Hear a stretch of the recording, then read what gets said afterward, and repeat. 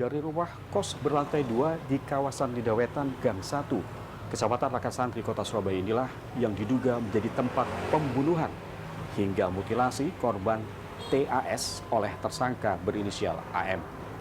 Di rumah ini, polisi menemukan ratusan potongan bagian tubuh dan juga tulang. Sementara 65 bagian tubuh lainnya dibuang oleh tersangka AM 66,7 km ke selatan Surabaya, tepatnya di Dusun Pacet Selatan, Kota Mojokerto. Yang jadi pertanyaan, bagaimana relasi intim antara dua kekasih AM dan TAS akhirnya berakhir dengan tragedi mutilasi?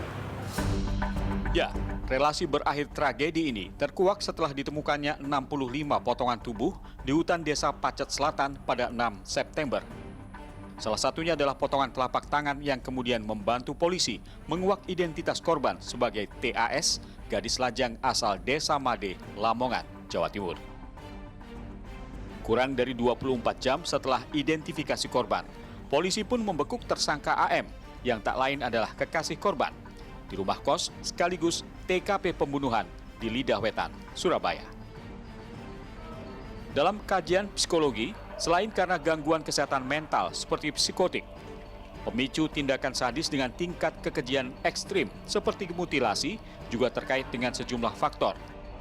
Dalam kasus mutilasi pada relasi intim antar kekasih atau suami istri, yang paling menonjol adalah ketidakmampuan mengelola ledakan emosi. Namun secara umum, mengapa ada mutilasi setelah pembunuhan? Sebenarnya ada beberapa motif. Yang pertama, itu adalah instrumental atau bertujuan untuk menghilangkan alat bukti. Itu jadi tujuannya memang dipotong menjadi lebih kecil dan dibuang atau disembunyikan atau dikubur dalam rangka menghilangkan jejak kejahatan. Namun sebenarnya yang juga sangat kuat adalah faktor motif emosi. Jadi ada emosi yang sangat intensif yang dirasakan oleh seorang pelaku kepada korban. Dalam kasus mutilasi terbaru ini, polisi mengungkap motif pelaku AM memutilasi kekasihnya karena kesal dengan tuntutan gaya hidup korban. Kajian psikologi forensik memang mencatat ada perbedaan khas dalam pola kejahatan keji mutilasi berdasarkan gender pelakunya. Ketika pelaku mutilasi setelah pembunuhan adalah perempuan, biasanya ini terkait dengan peristiwa pembunuhan yang mungkin disebabkan karena ada perlawanan dan pertahanan diri. Ya, jadi dia menyerang orang karena dia mencoba menyelamatkan dirinya, jadi defensive style. Nah, sedangkan laki-laki yang melakukan mutilasi setelah pembunuhan ini juga sering dikaitkan ketika mereka ingin mencapai satu pemenuhan kebutuhan psikologis atau hasrat. Ya, ini makanya juga sangat kuat terkait dengan motif emosi.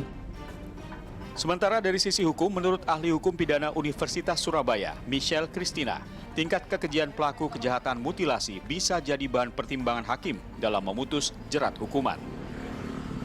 Nah, di dalam hukum pidana, tentu yang memiliki niat kejam itu hukumannya tentu jauh lebih berat daripada yang ketika melakukan suatu perbuatan itu tidak ada niat di situ. Gitu. Nah, dalam hal ini bisa kita lihat kalau dia motongnya sebanyak itu ya berarti niatnya memang kejam sekali. Nah, dalam hal ini hakim tentu akan menilai pasti hukumannya akan lebih berat daripada mereka yang katakanlah dalam proses pembunuhan itu sebenarnya tidak ada niat, begitu tidak ada niat untuk melakukan mutilasi atau seterusnya.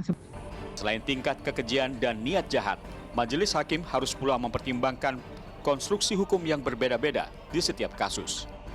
Ya, di dalam KUHP konstruksinya kalau misalnya itu pembunuhan biasa gitu kan ya belasan tahun gitu. Tapi kalau misalnya ini ada rencana atau bahkan tadi mutilasi begitu ya, misalnya 339 atau 340 itu hukumannya bisa sampai seumur hidup gitu. Bahkan juga bisa pidana mati itu sendiri gitu ya, meskipun sekarang memang cukup sulit begitu ya. Bisa pidana mati seumur hidup maupun maksimal 20 tahun. Seperti kasus pidana lain, jerat hukum kasus mutilasi di persidangan nanti juga masih akan mempertimbangkan alasan pemberat maupun meringankan. Karena itu, vonis di setiap kasus mutilasi pun berbeda-beda, mulai dari belasan tahun hingga hukuman maksimal mati. Garis Polisi atau Polis Lain masih menutup lokasi pembunuhan dan mutilasi di Lidah Wetan Gang 1, Kota Surabaya ini.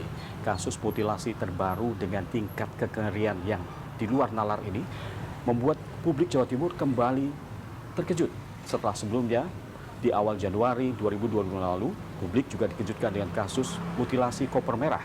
Saat itu, korban dibuang di 3 lokasi berbeda di 3 kota, yakni Trenggalek, Ngawi, dan Ponorogo. Sementara di kasus terakhir, bagian tubuh korban tersebar di 2 lokasi di Kota Surabaya, tepatnya di tempat ini dan juga di hutan Pacet, Mojokerto. Alan Maulana, Andreas Wicaksono, Surabaya, Jawa Timur.